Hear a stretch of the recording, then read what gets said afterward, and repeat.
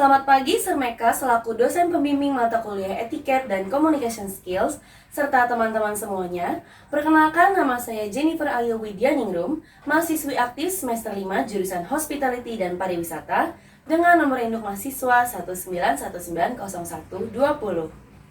Pada kesempatan kali ini, saya akan mempraktekkan contoh pelaksanaan lobbying sebagai salah satu juru bicara yang merupakan perwakilan dari perusahaan swasta dalam acara seminar dengan mengangkat tema Geliat Kebangkitan Industri Hospitality dan Pariwisata dalam masa pandemi COVID-19. Selamat siang semuanya, salam sejahtera bagi kita semua. Sebelumnya, saya ingin mengucapkan terima kasih kepada Ibu Rozana Maritonga dan Bapak Hari Iskandar selaku dosen pembimbing jurusan Hospitality dan Pariwisata di Universitas Bunda Mulia yang telah memberikan saya kesempatan untuk hadir di acara Company Fairs sebagai salah satu juru bicara. Sekali lagi, halo semuanya, perkenalkan nama saya Jennifer, selaku perwakilan dari Hotel Aviart. Apakah teman-teman ada yang pernah mendengar seputar Hotel Aviart? Benar sekali semuanya, Hotel Aviart terletak di salah satu kawasan bisnis di Jakarta, tepatnya di Jalan HR Rasuna Said. Hotel berlantai 20 ini berada di bawah jaringan hotel dari negara Indonesia, yaitu Aviart Hotel Group.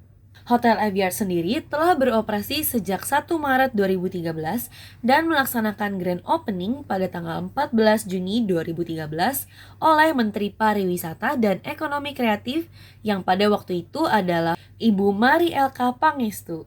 Hotel Aviart merupakan hotel bintang 5 dengan jumlah 305 kamar tamu disertai pelayanan dan fasilitas kamar berstandar internasional.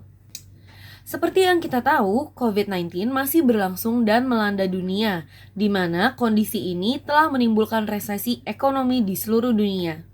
Di Indonesia, penyebaran virus telah berdampak pada berbagai sektor, termasuk sektor ekonomi. Sebagian besar sektor penunjang ekonomi yang terkena dampak dari pandemi ini adalah sektor pariwisata dan ekonomi kreatif yang mengalami dampak sangat signifikan.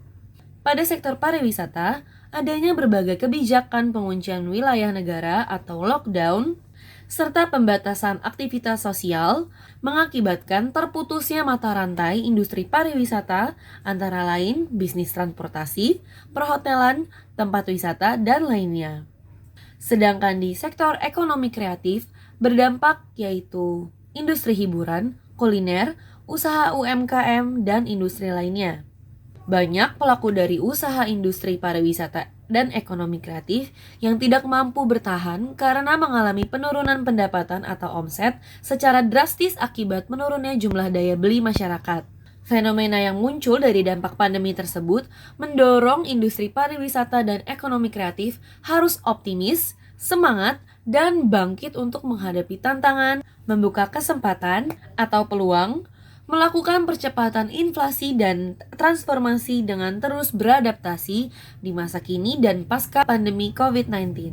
Seperti yang dikatakan oleh Bapak Sandiaga Salahuddin Uno selaku Menteri Pariwisata dan Ekonomi Kreatif dalam acara Knowledge Sharing Forum yang diadakan oleh Universitas Terbuka, bahwa dampak dari pandemi untuk pariwisata dan ekonomi kreatif sangatlah dahsyat.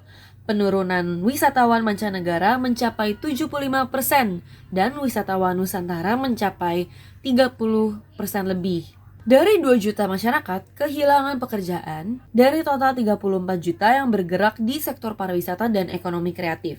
Ada 3 kunci utama untuk pemulihan pariwisata dan ekonomi kreatif, yaitu inovasi, adaptasi, dan kolaborasi. Beliau mengingatkan kita sebagai bangsa yang besar sudah seharusnya kita berkolaborasi, jangan lupa berkompetisi, dan jangan lupa inovasi dengan memanfaatkan teknologi digital dan beradaptasi di tengah pandemi. Tentu saja tidak terlupakan, kita harus mengedepankan protokol kesehatan yang ketat dan disiplin.